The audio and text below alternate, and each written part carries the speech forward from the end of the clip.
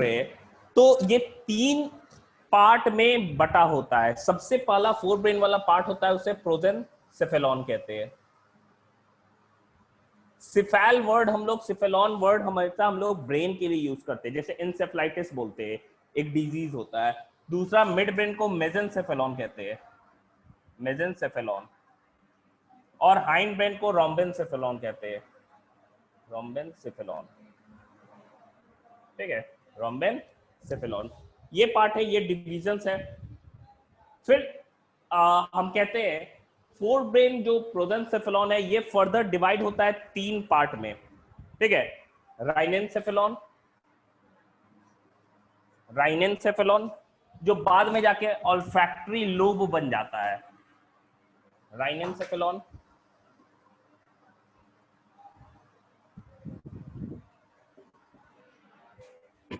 सिर्फ क्लासिफिकेशन याद करना, देखिए इस चैप्टर में याद हमको पढ़ना कैसे है, सिर्फ क्लासिफिकेशन कि कौन कौन सा किसका पार्ट है जहां से क्वेश्चंस पूछे जाते हैं, दूसरा उसके फंक्शंस का। ठीक है, स्ट्रक्चर वगैरह उतना ध्यान रखने का जरूरत है नहीं।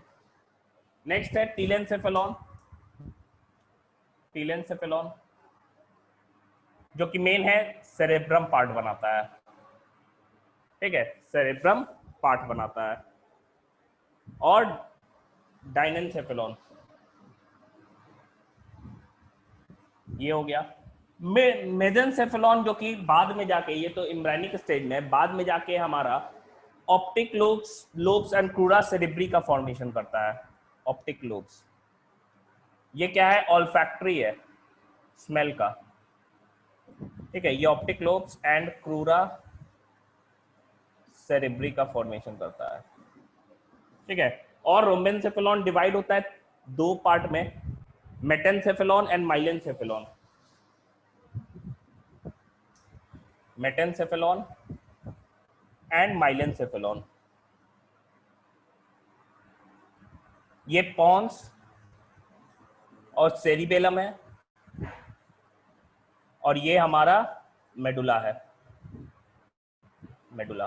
ठीक है, यही पार्ट है। तो यही डिवीजन है, फिर एक एक करके यही डिवीजन का दिया हुआ है फंक्शंस, उसे पढ़ना है। सिंपल सा चीज है, ये 3 पार्ट में डिवाइड हो रहा है, ये एम्ब्रायनिक स्टेज का है, बाद में जाके एडल्ट स्टेज में या बच्चा होने के बाद ये पार्ट में बढ़ जाता है।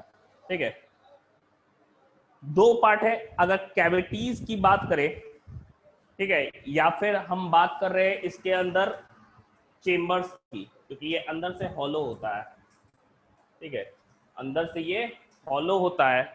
अगर इसके चेम्बर्स की बात कर रहे हैं तो first hemisphere, second hemisphere, first chamber, second chamber, third ventricle इसे बोलते हैं, ये फोर्थ वेंट्रिकल।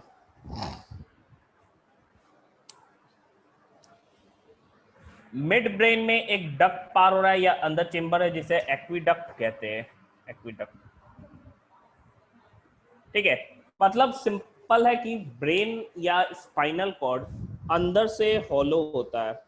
ठीक है,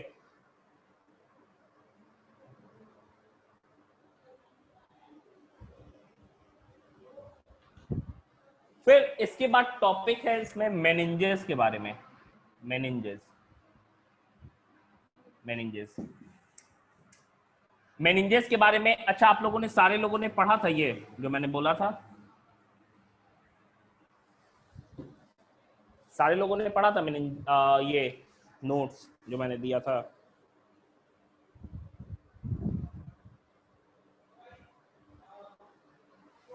वो नहीं पढ़ा था। मेनिंजेस 3 है। ठीक है, मेनिंजेस 3 है। सबसे ऊपर वाला को ड्यूरामेटर कहते हैं, ड्यूरामेटर। बीच वाला है एरेक्नोइड, और बाहर से अंदर की तरफ आ रहे हैं, अंदर वाला होता है पाया मैटर, पाया मैटर। ठीक है, 3 याद रखना है। ड्यूरा मैटर, ये सीक्वेंस से बड़ा पूछा जाता है। ठीक है, सीक्वेंस से क्वेश्चन रहता है नीट में कि कौन बाहर कौन अंदर रहेगा। ड्यूरा मैटर, पाया matter. Dura mater hard tough covering रहता है क्योंकि ये बाहर से कवर्ड किया हुआ है। ठीक है, ड्यूरा मैटर टफ कवरिंग रहता है। बीच में एरेक्नोइड प्रेजेंट होता है, और ये एरेक्नॉइड कहीं कहीं पे इन फोल्डिंग्स बनाता है ऐसे to absorb the CSF. CSF is cerebrospinal fluid. ये मेनिंजेस के बीच में हम कह सकते हैं सेरेब्रोस्पाइनल फ्लूइड प्रेजेंट होता है, ठीक है, एरेक्नॉइड और पाया मैटर के बीच में ये जो स्पेस है it is filled with CSF, cerebrospinal fluid. और सेरेब्रोस्पाइनल फ्लूइड का मेन काम क्या हो सकता है, हम कह सकते हैं कि सेरेब्रोस्पाइनल फ्लूइड का जो मेन काम होता है वो होता है कि ब्रेन को क्या करना, न्यूट्रिशन प्रोवाइड करना में हेल्प करेगा। दूसरा चीज बायोन्सी प्रोवाइड करता है, क्योंकि ताकि वो क्या होता है, हल्का लगेगा।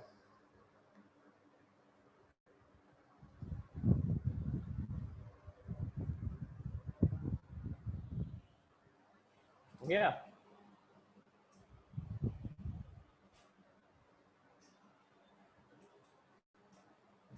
फिर देखिए इसके बाद से हमको पढ़ना है फोर ब्रेन। फोर ब्रेन में सबसे पहला पार्ट सेरिब्रम। देखिए सेरिब्रम हम जानते हैं मेन इंटेलिजेंस एरिया होता है। जितने भी तरह का वॉलंटरी एक्टिविटीज होता है यही कंट्रोल करता है, वॉलंटरी एक्टिविटीज यही कंट्रोल करता है। एक मैंने चार्ट उसमें दिया हुआ है जिसमें सर्टेन एरियाज है, सेरिब्रम के ही अंदर सर्टेन एरिया होते हैं, वो फर्दर लोब्स में बटा होता है, जैसे frontal lobe, parietal lobe, occipital lobe. जो हमारा क्या चीज है कि जो पार्ट हड्डियों का था क्रेनियम में, वही पार्ट ब्रेन का भी कुछ कुछ नाम होता है, वही सिमिलर ही नाम होता है। एक मैंने चार्ट दिया है जो कि डिफरेंट पार्ट्स डिफरेंट चीजों को कंट्रोल करता है और क्या लोकेशन होता है उनका। जैसे मोटर एरिया हम लोग बोलते हैं जितने भी तरह के वॉलंटरी एक्टिविटीज है, क्योंकि उसी से देखो मोटर न्यूरॉन कनेक्टेड होता है। मोटर न्यूरॉन का नाम मोटर इसीलिए पड़ा है क्योंकि वो मोटर एरिया से कनेक्टेड होता है। एक एरिया है जिसे हम लोग ब्रोकाज एरिया कहते हैं,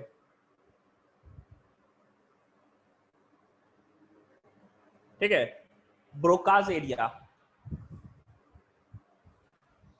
ये फ्रंटल लोब में प्रेजेंट होता है, डिफरेंट नाम है, वो चार्ट याद कर लीजिएगा, देख लीजिएगा एक बार पढ़ के। ब्रोकाज एरिया, ब्रोकाज एरिया का मेनली काम होता है स्पीकिंग में हेल्प करता है। कहाँ लोकेटेड होता है, तो ये फ्रंटल लोब में ही लोकेटेड होता है। और ये ब्रोकाज एरिया करता क्या है, ठीक है, डिफरेंट रीजन से उसको एक बार आप पढ़ लीजिएगा, एक्सेसरी एरिया, ब्रोकाज एरिया, ठीक है। तो वो ब्रोकाज एरिया क्या है, लेफ्ट हैंडेड पर्सन में राइट साइड वाला ज्यादा डेवलप होता है, राइट हैंडेड पर्सन में left side of frontal lobe में क्या ज्यादा डेवलप होता है। तो ये मेनली स्पीकिंग के लिए होता है।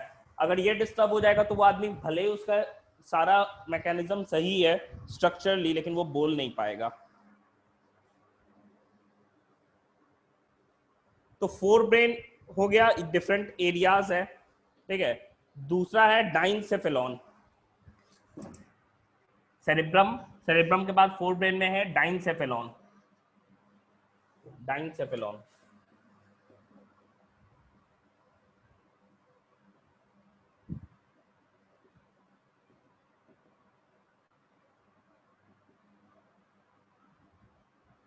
Diencephalon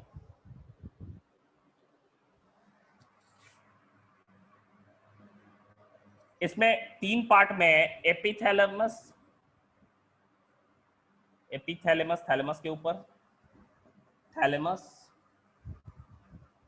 and hypothalamus.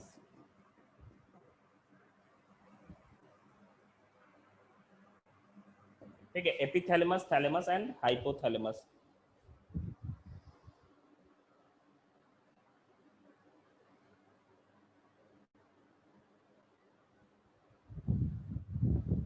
देखिए एपिथैलेमस एक्चुअली क्या है, यही है पीनियल ग्लैंड। पीनियल ग्लैंड, पिलियन gland actually control secretes a hormone known as melatonin.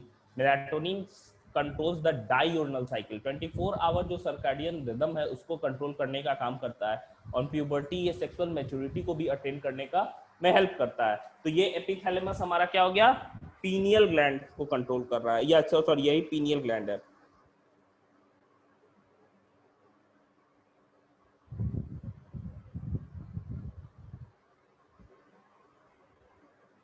ठीक है, दूसरा है थैलेमस।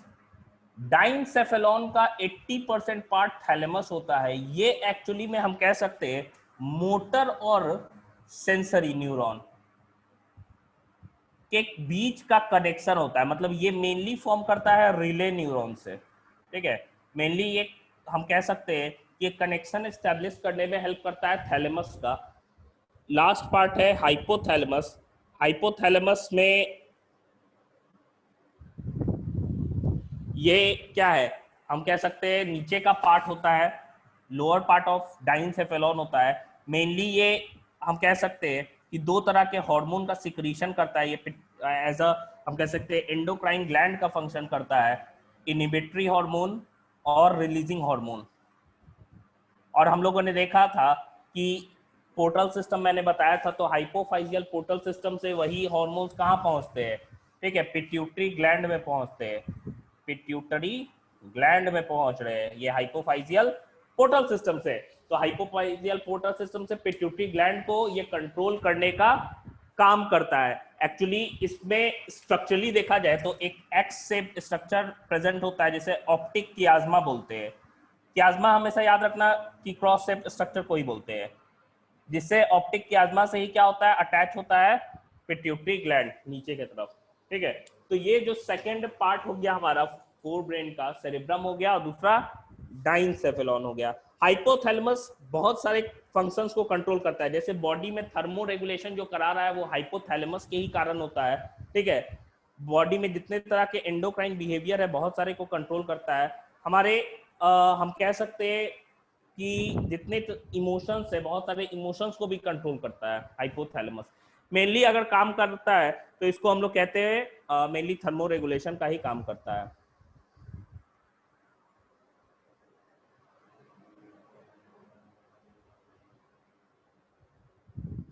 ठीक है, एक और है सेरेब्रम में, एक पढ़ना है लिम्बिक सिस्टम।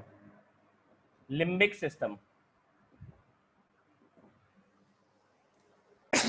सेरेब्रम में ही लिम्बिक सिस्टम प्रेजेंट होता है। लिम्बिक सिस्टम में एमाइगडेला हो गया, एक स्ट्रक्चर से एमाइगडेला बोलते हैं उसको हम लोग, एमाइगडेला,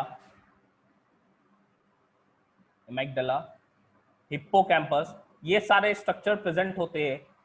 ये फॉर्म करते हैं कुछ एसोसिएटेड एरियाज के रूप में, एसोसिएटेड सिस्टम के रूप में। मेनली उसका काम होता है सेक्सुअल बिहेवियर को, एक्साइटमेंट, रेज, फियर को ही कंट्रोल करने का काम रहता है। उस ये सारे स्ट्रक्चर्स जिस सिस्टम को फॉर्म कर रहे हैं सेरेब्रम के अंदर, this system is known as limbic system.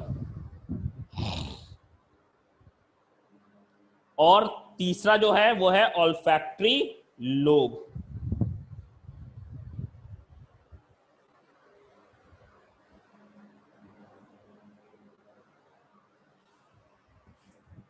Diencephalon, तीसरा क्या हो गया, ऑल्फैक्टरी लोब।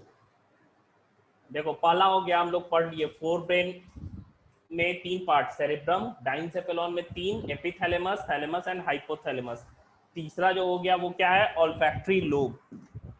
फ्रंटल लोब में देखा गया है, फ्रंटल लोब में एक स्ट्रक्चर प्रेजेंट होता है, फ्रंटल लोब में एक broad bean size structure present होता है, और यही लोब जो होता है ऑल्फैक्टरी लोब होता है फ्रंटल लोब में। ऑल्फैक्टरी लोब नाम है, ऑल्फैक्टरी लोब तो मेनली रिस्पॉन्सिबल होगा किस चीज के लिए, ये ऑल्फैक्टरी ट्रैक्ट हमारा जो हम पढ़ते हैं नेजल मेम्ब्रेन में, स्नाइडेरियन मेम्ब्रेन होता है जिसमें क्या होता है, सिलिएटेड मेम्ब्रेन अंदर से होता है, वो क्या कर रहा है, वही ऑल्फैक्टरी लोब से जुड़ा हुआ है हमारे ब्रेन के फ्रंटल लोब में जो प्रेजेंट होता है ऑल्फैक्टरी लोब, उसी से जुड़ा होता है। वही मेनली इसका फंक्शन क्या है, स्मेलिंग पावर को कंट्रोल करना। डॉग्स और एनिमल्स में ये लोब काफी ज्यादा डेवलप होता है, that's why they have a strong sense of smell.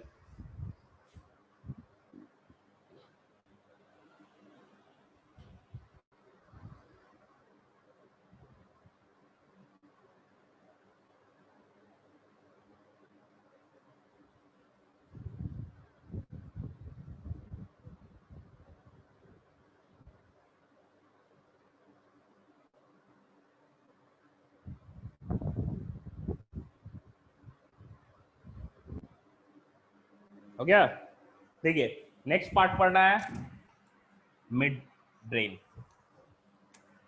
Fore brain हो गया तीन पार्ट, नेक्स्ट है मिड ब्रेन। मिड ब्रेन की हम बात करें तो इसमें दो ही स्ट्रक्चर नजर आता है, ये पोस्टेरियर पार्ट हो गया, ये आगे साइड का एंटीरियर पार्ट हो गया। ठीक है, इसमें एक स्ट्रक्चर है जिसे हम लोग क्रूरा सेरेब्री बोलते हैं, क्रूरा सेरेब्री। ठीक है, और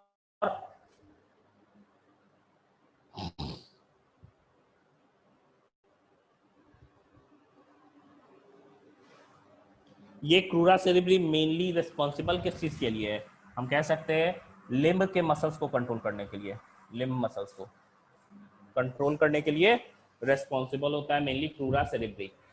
फिर हम बात कर रहे हैं ये स्ट्रक्चर्स जो कि पोस्टेरियर पार्ट में है। ठीक है, इसको कॉर्पोरा क्वाड्रीजेमिना बोलते हैं, कॉर्पोरा क्वाड्रीजेमिना, या इसी को हम बोल सकते हैं ऑप्टिक लोब्स, ऑप्टिक लोब्स।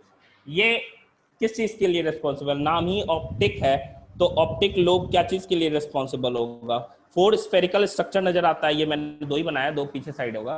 ठीक है, दो साइड है, दो साइड है, तो ये फोर स्ट्रक्चर स्फेरिकल स्ट्रक्चर्स नजर आते हैं जिसे हम लोग ऑप्टिक लोब बोलते हैं या फिर कॉर्पोरा क्वाड्रीजेमिना बोलते हैं, जो कि रिस्पॉन्सिबल है किस चीज के लिए, हम कह सकते हैं ये जुड़ा होगा, जो ऑप्टिक नर्व आ रहा है कहाँ से, आई से, वहीं से ये कनेक्टेड होगा मिड ब्रेन से।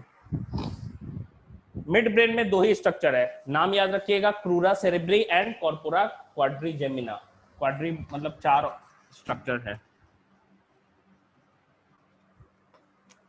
इसके बाद से है हाइंड लिम्ब। समझ में आ रहा है, ज्यादा हो रहा है, जल्दी जल्दी हो रहा है।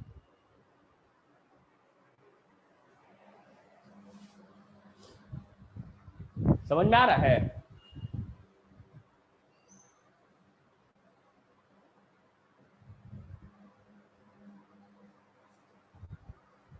नहीं आ रहा?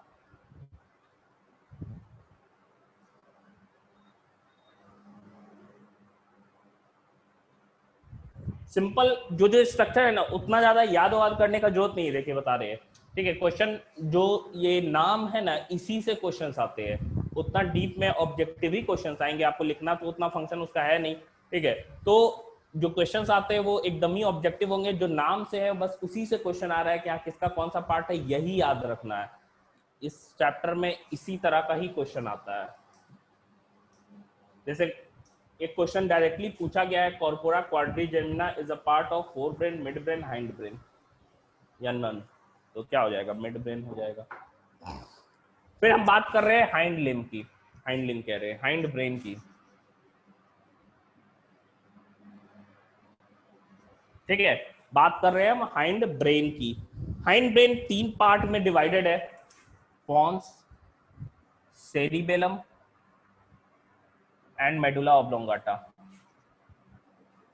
Medulla oblongata.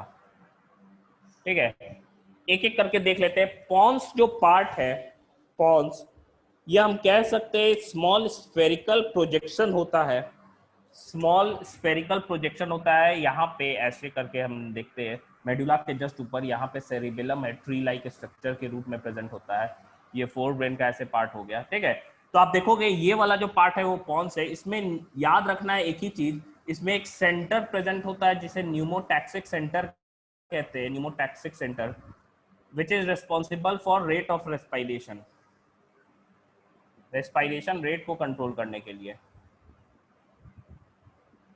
ठीक है, ये रेस्पॉन्सिबल होता है, तो यही है न्यूमोटैक्सिक सेंटर, याद रखना है। सेरिबेलम क्या है, सेरिबेलर हेमिस्फीयर बनाता है। ठीक है, और इसमें एक ट्री लाइक स्ट्रक्चर फॉर्म करते हैं। ठीक है, एक ट्री लाइक स्ट्रक्चर का फॉर्मेशन होता है जिसे आर्बर वीटी कहते हैं, नाम याद रखना है, जो ट्री लाइक स्ट्रक्चर है उसे आर्बर वीटी कहते हैं। सेरिबेलम मेनली रिस्पॉन्सिबल होता है कॉन्साइज मूवमेंट के लिए, कॉन्सियस मूवमेंट के लिए, कॉन्सियस मूवमेंट। जैसे मान लो कि हमको खींचना है, हम ऐसे ऐसे लाइन ड्रॉ किए, तो इसमें मेरा क्या है, फोर ब्रेन इन्वॉल्व हुआ क्योंकि वॉलंटरी एक्टिविटी है। लेकिन अगर मैं सीध में एकदम देख के लाइन खींच रहा हूं तो उस समय मेरा सेरिबेलम है, क्योंकि जितना भी तरह का कॉन्साइज मूवमेंट है जिसमें बॉडी के पोस्चर को मेंटेन करने की बात आती है, that maintenance is done by cerebellum. चलना हो गया, दौड़ना हो गया, साइकिलिंग, डांसिंग, सारा चीज क्या है, सेरिबेलम ही कंट्रोल करता है। तो मेनली ये जितने तरह के कॉन्शियस मूवमेंट है उसको कंट्रोल करता है, जो स्किलफुल मूवमेंट होते हैं। मिड ब्रेन अंदर, जैसे हम काट के देखेंगे, जैसे ब्रेन हमको बाहर से नजर आ रहा है तब क्या होगा, फोर ब्रेन नजर आता है, हाइंड ब्रेन नजर आता है, मिड ब्रेन नजर ही नहीं आता है। जब काटते हैं तो अंदर मिड ब्रेन प्रेजेंट होगा, ठीक है। तो मिड ब्रेन, फिर क्या हो गया, पॉन्स, मेडुला, यही ब्रेन स्टेम को हम कैसे फॉर्म करते हैं, मतलब कौन कौन से ब्रेन स्टेम, जैसे क्योंकि एक ही एक्सिस में प्रेजेंट होते हैं, और यही ब्रेन स्टेम है, नीचे जाके स्पाइनल कॉर्ड हो जाता है। यहाँ पे मिड ब्रेन हो गया, इसी के ऊपर पॉन्स हो गया, एंड ये मेडुला, और यही क्या होता है, पतला होकर क्या हो जाएगा, स्पाइनल कॉर्ड बना लेगा। तो ब्रेन स्टेम का फॉर्मेशन कौन करता है, तो mid brain, pons, medulla, they form brain stem. अगर मेडुला ऑब्लोंगाटा की बात कर रहे हैं तो जितने भी तरह के रिफ्लेक्स एक्शन है, चाहे सलाइवेशन हो गया, स्नीजिंग, कफिंग, ठीक है, स्वेलोइंग, वॉमिटिंग, ये सारे रिफ्लेक्स एक्शंस को कौन कंट्रोल कर रहा है, मेडुला ही कंट्रोल कर रहा है। बहुत सारे इनवॉलंटरी एक्टिविटीज को भी कंट्रोल करता है, जैसे हार्ट रेट को कंट्रोल करता है, रेस्पिरेशन को में हेल्प करता है, मेनली पॉन्सी करता है, ये भी करता है, गैस्ट्रिक सिक्रीशन, ये सारे जो हम कह रहे हैं कि स्ट्रक्चर, ये फंक्शंस है जो कि इनवॉलंटरी फंक्शंस है, उसको भी कंट्रोल करने का काम किसका है, मेडुला ऑब्लोंगाटा का ही होता है। तो सिंपल याद रखना है, पॉन्स में न्यूमोटैक्सिक सेंटर है, रेस्पिरेशन रेट को कंट्रोल करता है, सेरिबेलम कॉन्शियस या स्किलफुल मूवमेंट को कंट्रोल करता है, medulla involuntary activities, gastric secretion जैसे हो गया, और क्या हो गया, हम कह सकते हैं कार्डियोवैस्कुलर रिफ्लेक्स एक्शंस जो है, या फिर हम कह सकते हैं कि जितने तरह के रिफ्लेक्स एक्शंस है, स्नीजिंग, कफिंग, ठीक है, ये सारे स्वेलोइंग, सलाइवेशन, ये सारे एक्टिविटीज को कौन कंट्रोल कर रहा है, मेडुला ही कंट्रोल करता है, ठीक है। ये टोटल स्ट्रक्चर हमारा हो गया ब्रेन का तीनों part, four brain, mid brain, hind brain. Fore brain में हम क्या है, तीन पार्ट पढ़े, डाइनसेफेलॉन, सेरेब्रम, और हम तीसरा क्या पढ़े, कौन सा स्ट्रक्चर था, olfactory lobe, sorry, olfactory lobe. फिर दूसरा स्ट्रक्चर मिड ब्रेन में दो स्ट्रक्चर, क्रूरा सेरेब्री जो कि मसल्स के, सॉरी, लिम्ब के मसल्स को कंट्रोल करता है, दूसरा क्या हो गया, कॉर्पोरा क्वाड्रिजेमिना जो कि ऑप्टिक लोब है हमारा। हाइंड ब्रेन में तीन पार्ट, पॉन्स, सेरिबेलम, मेडुला, ये तीन पार्ट प्रेजेंट होता है।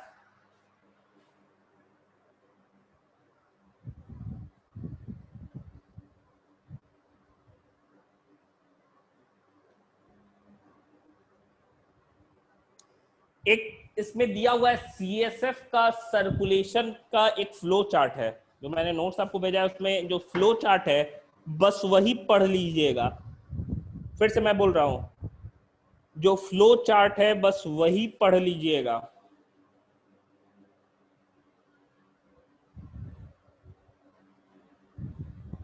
जो फ्लो चार्ट है बस वही पढ़ लीजिएगा सेरेब्रोस्पाइनल फ्लूइड का, कि कहां कहां से वो जाता है।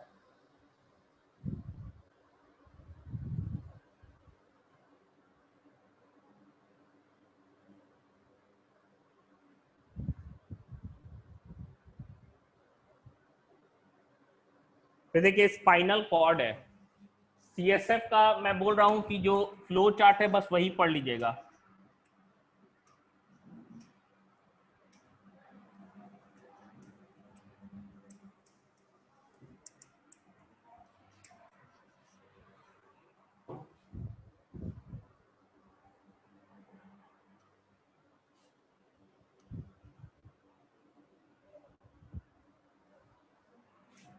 फिर पढ़ना है स्पाइनल कॉर्ड के बारे में। स्पाइनल कॉर्ड, स्पाइनल कॉर्ड हम कह सकते हैं मेडुला ऑब्लोंगाटा ही क्या करता है, टर्मिनेट होता है। ऊपर का पार्ट क्या होता है, मोटा होता है, नीचे का बहुत पतला होता है। इसको जहाँ से पतला होना स्टार्ट होता है या पतले वाले पार्ट को कोनस मेडुलरिस कहते हैं, कोनस मेडुलरिस, ठीक है।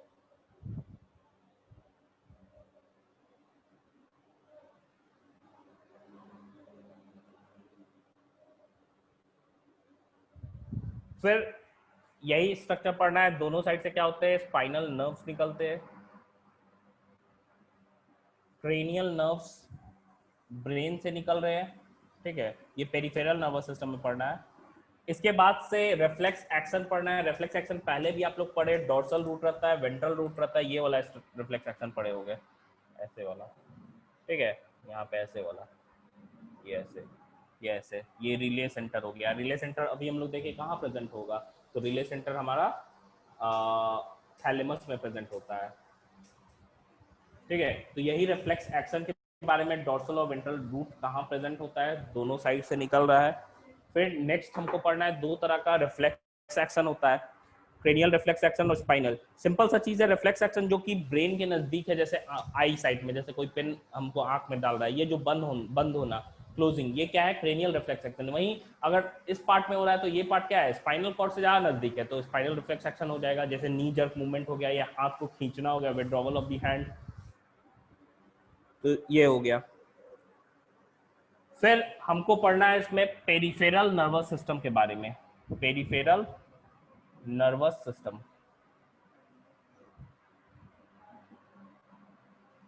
पेरिफेरल नर्वस सिस्टम के बारे में,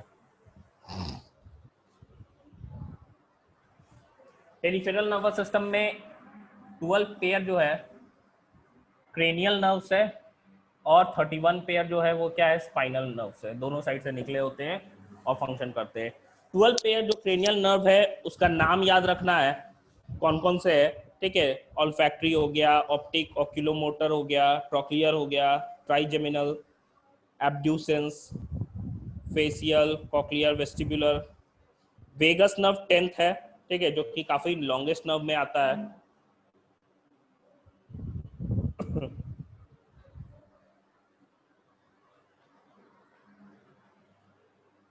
तो यही जो एक चार्ट दिया हुआ है 12 पेयर का, वो चार्ट है, ये मैं हाईलाइट कर दे रहा हूँ। जो चार्ट 12 पेयर वाला है ना, क्रेनियल नर्व्स का इंपॉर्टेंट है, स्पाइनल नर्व्स का उतना इंपॉर्टेंट नहीं है।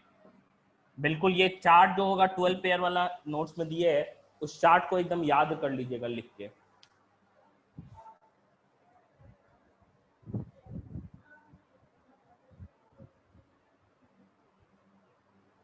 ठीक है, ये जो चार्ट है ना 12 पेयर वाला, कौन कौन से नर्व है उसको याद कर लीजिएगा खाली।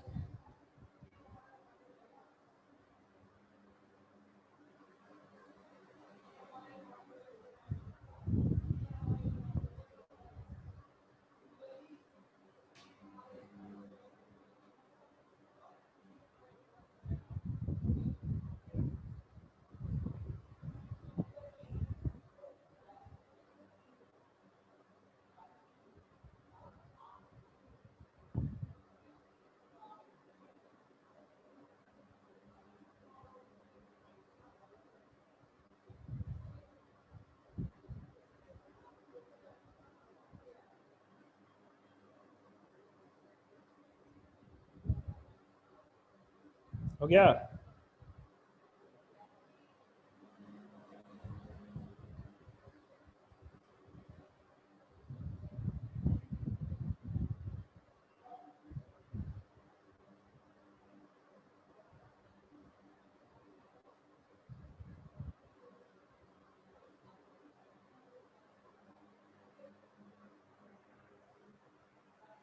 देखिए, इसके बाद से हमको पढ़ना है ऑटोनोमिक नर्वस सिस्टम के बारे में। ऑटोनोमिक नर्वस सिस्टम, ये ऑटोनोमिक नर्वस सिस्टम जो है ना, ये सिंपल सिक्रीशन पे इफेक्ट अलग अलग होता है, याद रखना है। एक डिफरेंस दिया हुआ है, कुछ स्ट्रक्चर पे डिफरेंस है, लेकिन मेनली याद रखिएगा कि ये मान लो यहाँ से निकला, ठीक है, ये हमारा नर्व रूट हो गया, यहाँ से निकला, तो ये न्यूरॉन है, ठीक है, ये हमारा न्यूरॉन है।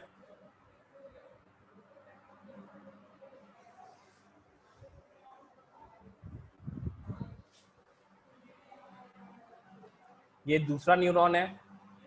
ये जब निकला, ये पोस्ट गैंग्लियोनिक न्यूरॉन कहते हैं, पोस्ट गैंग्लियोनिक न्यूरॉन। बस अंतर यही है ना कि जब सिंपैथेटिक चलता है या सिंपैथेटिक रिस्पॉन्स होता है, तो होता क्या है, ये जो पोस्ट गैंग्लियोनिक न्यूरॉन रहता है, ये एसिटाइल कोलिन के जगह नॉर एड्रिनलिन का सिक्रीशन करता है। ठीक है, याद रखना है, एकदम याद रखिएगा।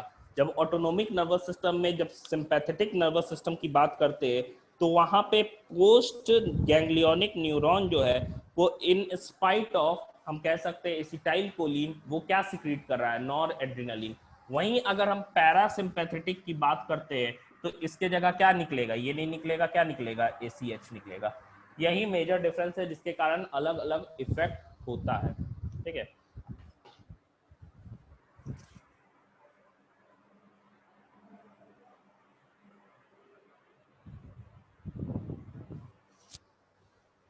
ठीक है। तो यही मेजर इफेक्ट होता है सिंपैथेटिक एंड पैरासिम्पैथेटिक में, जिसके कारण क्या होता है, मेनली सिक्रीशन पे ही होता है। एएनएस हम बात कर रहे हैं कि ऑटोनोमिक नर्वस सिस्टम में पेरिफेरल पार्ट है। एक तो पेरिफेरल पार्ट मान लो कि हम बात कर रहे हैं नर्व से कंट्रोल करेगा, ठीक है, पेरिफेरल पार्ट नर्व से कंट्रोल कर रहा है, तो क्रेनियल और स्पाइनल रिफ्लेक्सेस आ गए। दूसरा क्या हो गया, ऑटोनोमिक नर्वस सिस्टम, जो कि केमिकल्स के थ्रू कर रहा है कंट्रोल, चाहे वो ये हो नॉर एड्रिनलिन हो या फिर एसीएच यानी कि एसिटाइल कोलिन हो। तो एसिटाइल कोलिन याद रखना है, ये पैरासिम्पैथेटिक में चला गया, nor adrenaline sympathetic nervous system में। इतना ही इस चैप्टर में बेसिक पढ़ना है। इसके बाद से मैं बता रहा हूं इसका तरीका कि कैसे पढ़िएगा आप, ठीक है। एनसीईआरटी लेके बैठिएगा, एनसीईआरटी एक बार थॉरो स्टडी एनसीईआरटी का कर लीजिएगा इसका अच्छे तरीके से। एक बार तो दो बार, मतलब एक बार रीडिंग डालिएगा, एक बार दूसरे अच्छे तरीके से करिएगा। फिर जो नोट्स दिए उसको खाली पढ़िएगा पहले, ठीक है, नोट्स पढ़ना है।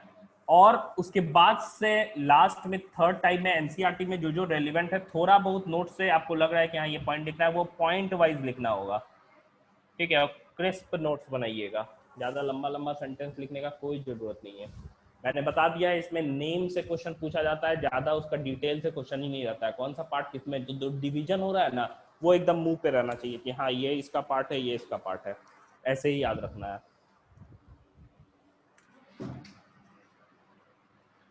और इसके बाद से हम बात कर रहे हैं, ठीक है, इसके बाद से बात कर रहे हैं केमिकल कंट्रोल एंड कोऑर्डिनेशन की। तो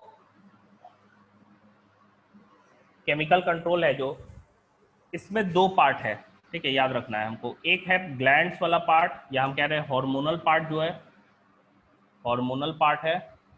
दूसरा हमारा ऑर्गन वाला पार्ट है, ऑर्गन पार्ट है, जिसमें आईज हो गया और ईयर हो गया, ये दोनों पार्ट है, ठीक है। ये स्ट्रक्चर हमको पढ़ना है, आईज और ईयर। एक स्ट्रक्चर आपका क्या हो गया, हार्मोन का पार्ट हो गया।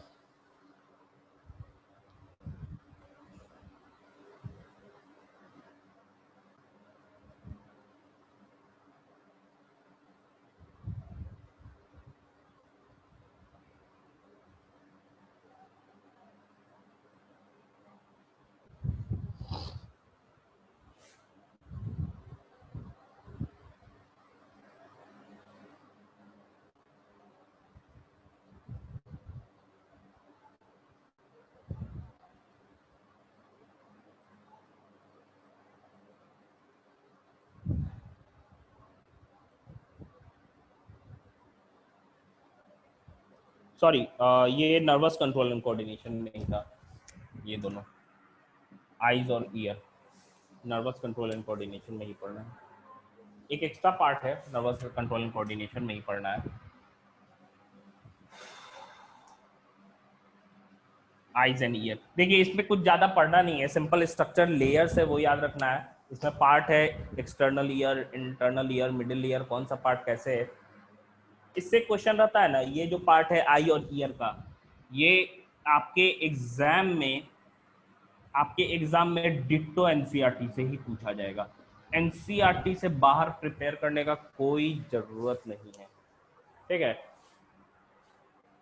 एनसीईआरटी से बाहर पढ़ने का कोई जरूरत नहीं है, ये आपको मैं बता रहा हूँ फिर से। एनसीईआरटी से एकदम ही बाहर मत पढ़िएगा, लगेगा कि हाँ ये चीज़ें आपकी बहुत कम दिया हुआ है एनसीईआरटी में, इससे ज़्यादा पढ़ लेना चाहिए किसी और बुक से, इररिलेवेंट है पढ़ना, उससे क्वेश्चन ही नहीं आते हैं। आई एंड ईयर एकदम ही एनसीईआरटी, एक एक लाइन याद कर लीजिएगा कि हाँ क्या क्या, उसको ना एनसीईआरटी को पॉइंट वाइज खाली लिख लेना कि हाँ इस पार्ट है, ये पार्ट है, ये पार्ट है, ये पार्ट है, ठीक है। तो वो जो डिवीजन है, क्लासिफिकेशन मैं आपको दे दूंगा आई और ईयर का नोट्स, ठीक है।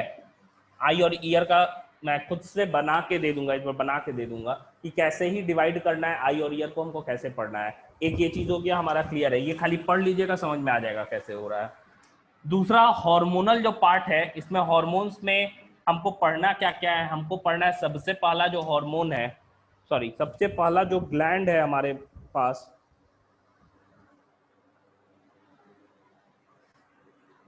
डिफरेंट ग्लैंड्स को आपने पढ़ा भी है पहले, ठीक है, डिफरेंट ग्लैंड्स को आपने पढ़ा भी है, एंडोक्राइन ग्लैंड्स को। हाइपोथैलेमस जैसे हो गया, हाइपोथैलेमस, ठीक है, हाइपोथैलेमस पढ़ना है। उसके बाद से हमको पिट्यूटरी ग्लैंड पढ़ना है, एंटीरियर से क्या सिक्रीट हो रहा है, पोस्टेरियर से क्या सिक्रीट हो रहा है, पिट्यूटरी ग्लैंड।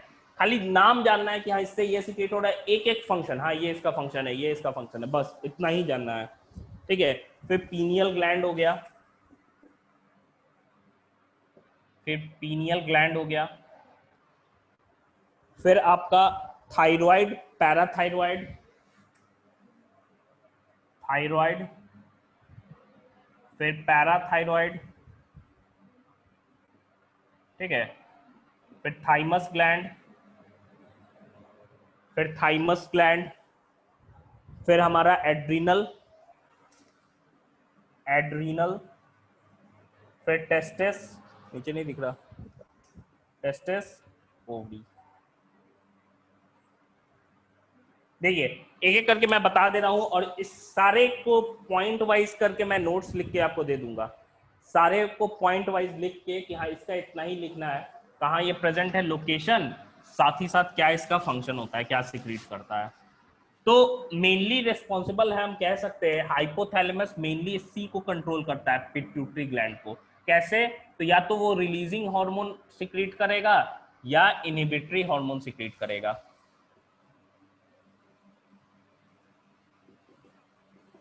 ठीक है। ये पिट्यूटरी ग्लैंड दो पार्ट में बटा होता है मेनली ह्यूमन के केस में, एक एंटीरियर पिट्यूटरी होता है, दूसरा पोस्टेरियर होता है। एंटीरियर की बात कर रहे हैं तो एंटीरियर से हम कह सकते हैं बहुत सारे हार्मोन्स निकलते हैं, जैसे कि क्या हो गया, एफएसएच हो गया, जैसे एलएच एंटीरियर पिट्यूटरी से निकलता है, जैसे हम कह सकते हैं प्रोलैक्टिन निकलता है एंटीरियर पिट्यूटरी से, और भी हम कह सकते हैं कि एंटीरियर पिट्यूटरी से डिफरेंट हार्मोन्स में आपके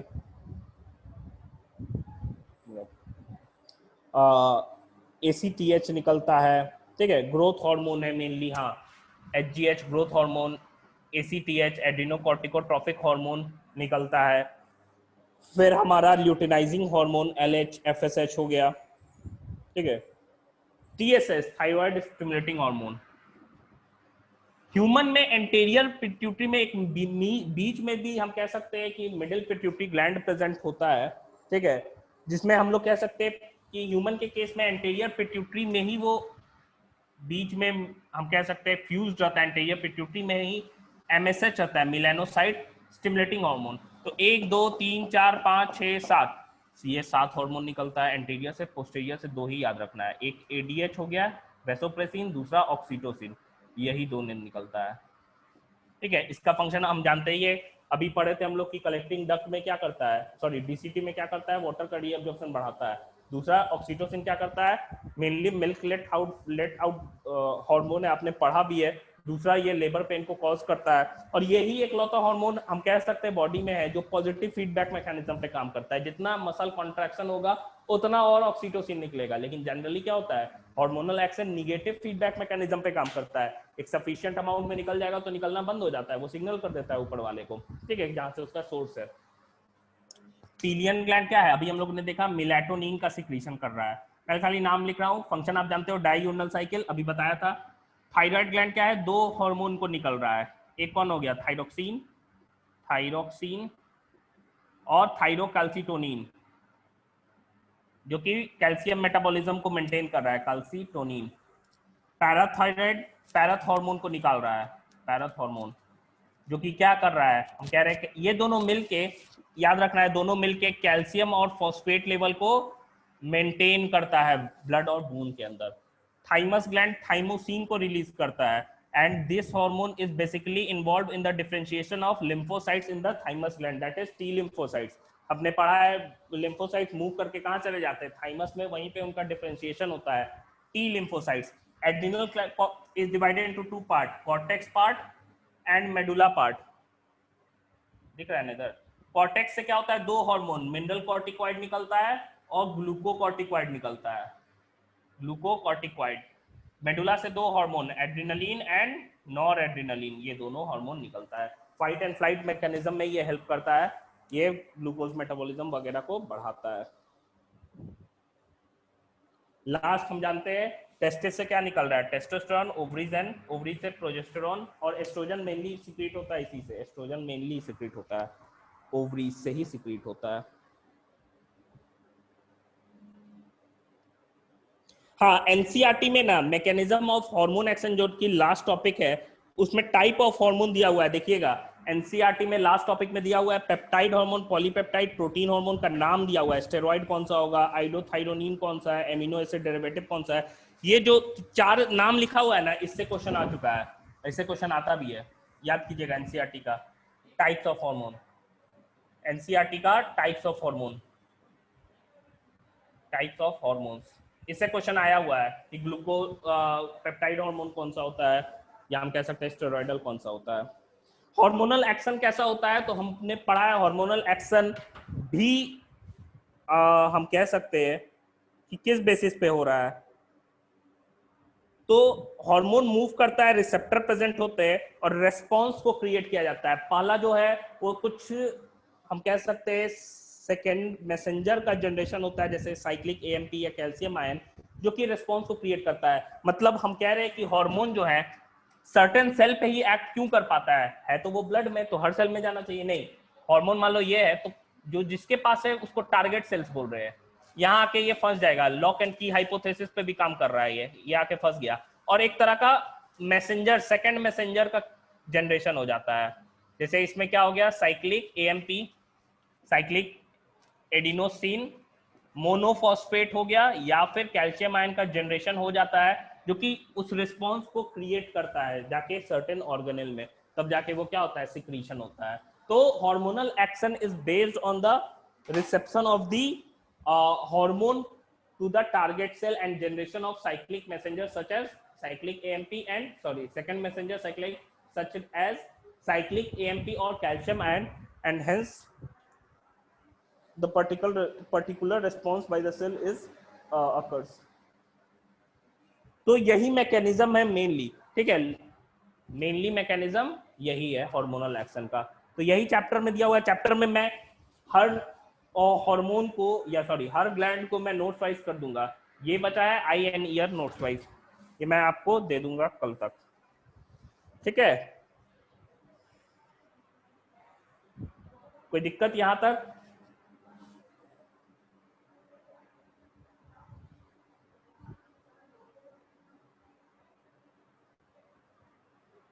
कोई दिक्कत?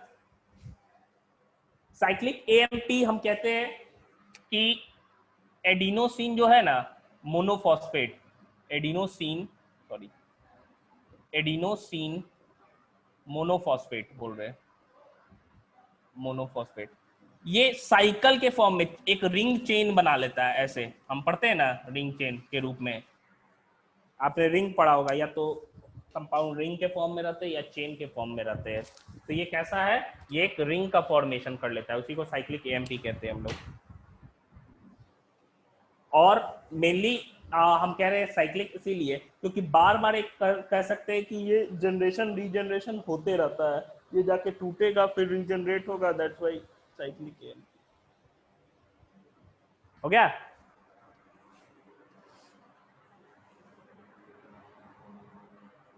देखिए मेनली इस चैप्टर में या फिर प्रिपरेशन के हिसाब से मैं बता रहा हूँ कि आपको टारगेट करना होता है हमेशा क्वेश्चंस को ही लेके। देखिए बहुत ज़्यादा पढ़ने की ज़रूरत नहीं है और बहुत ज़्यादा डिटेल जानने की भी ज़रूरत नहीं होती है।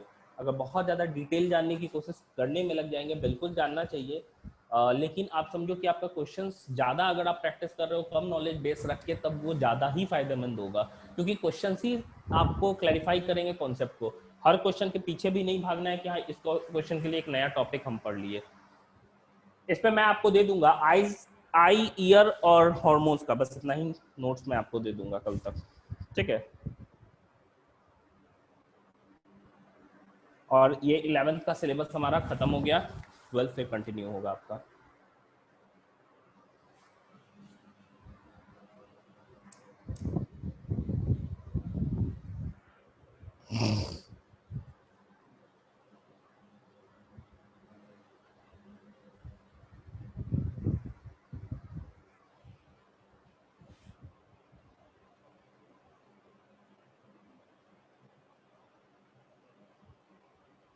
या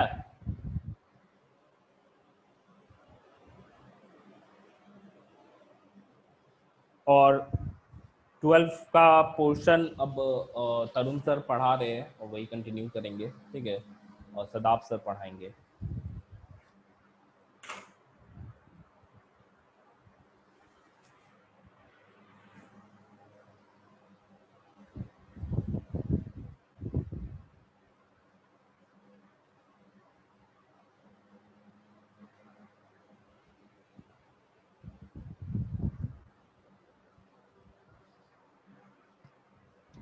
ठीक है, और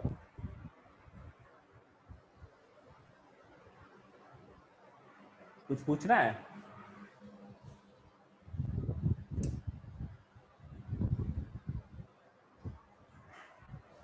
कुछ पूछना है?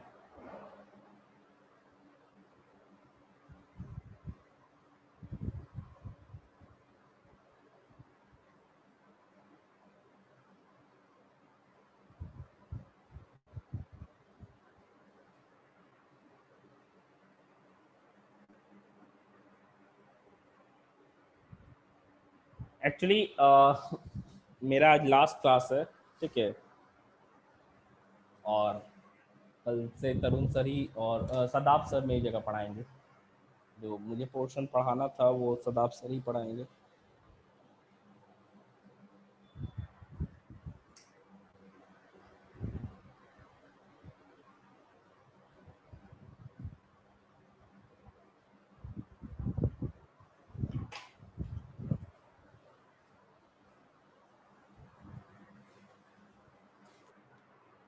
जो भी तरुण सर क्या पढ़ा रहे हैं, जेनेटिक्स स्टार्ट हो गया है क्या?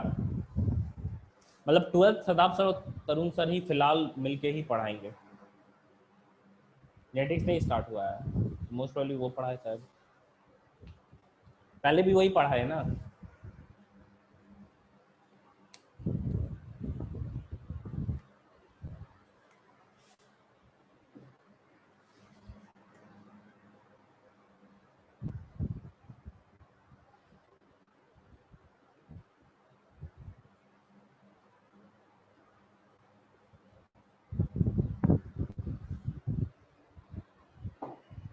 हेल्थ एंड डिजीज पढ़ा रहे हैं तरुण सर, ठीक है।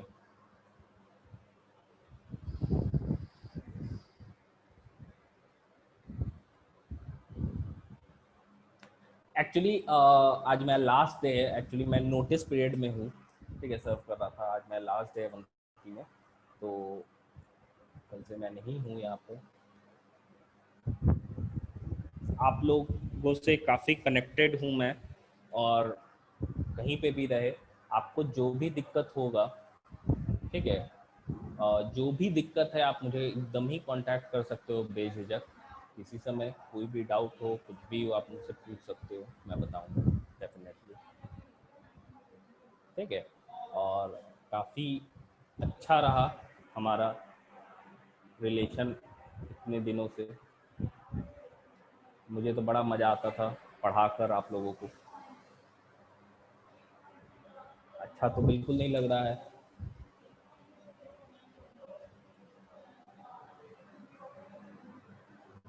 लेकिन एक्चुअली नोटिस पीरियड में था मैं, ठीक है, और मेरा टारगेट था मैं कि 11th वाला मैं सिलेबस कंप्लीट करके ही छोड़ूंगा।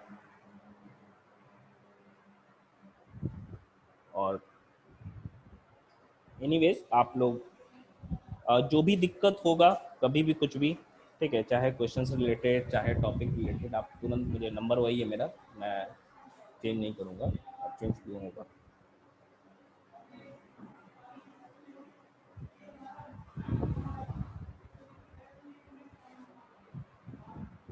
ठीक है। चलिए, और कुछ बोलना है किसी को?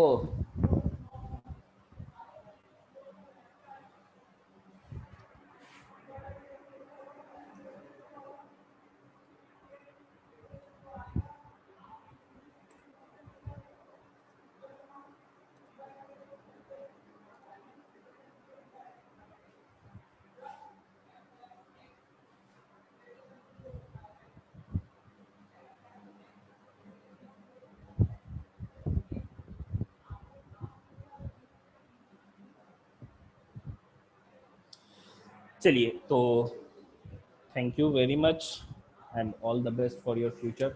और सब लोगों से इंडिविजुअली मैं कॉल करके नेक्स्ट ईयर रिजल्ट भी पूछूंगा कि आपका बोर्ड्स में क्या हुआ, और नीट में मुझे सबसे रिजल्ट चाहिए इस बार, ठीक है?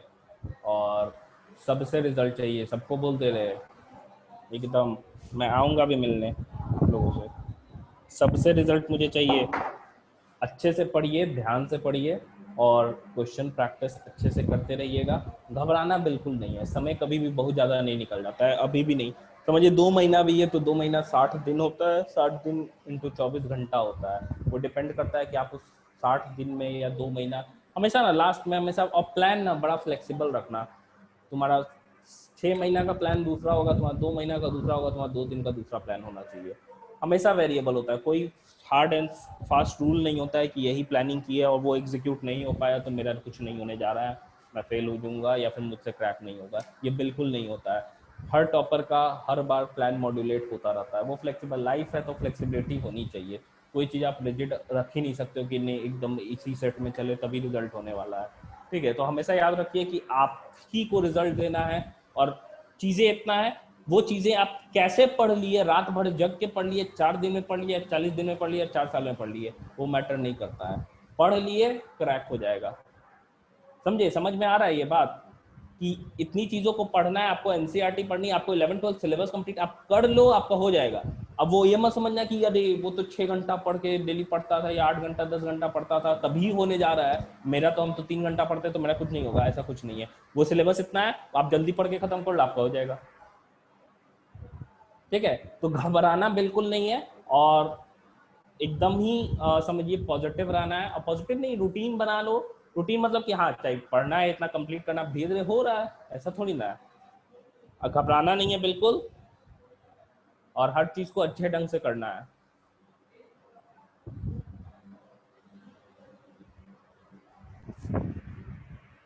ठीक है?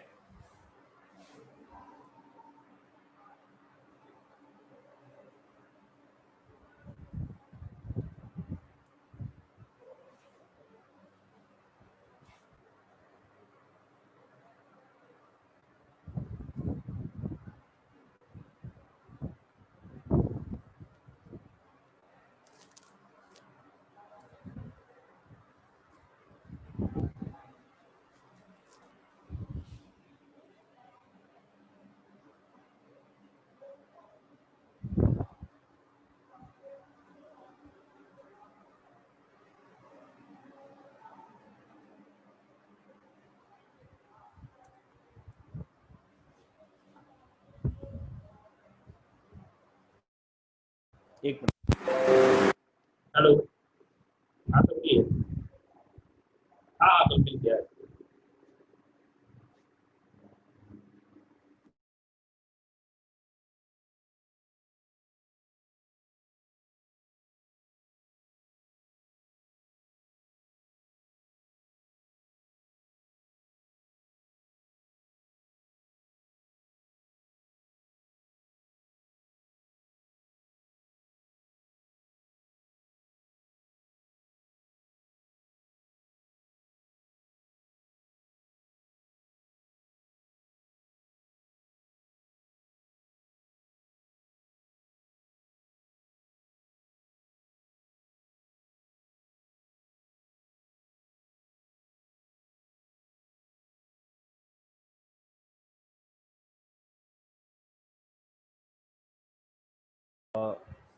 बाय एवरीवन, और all the best for your future.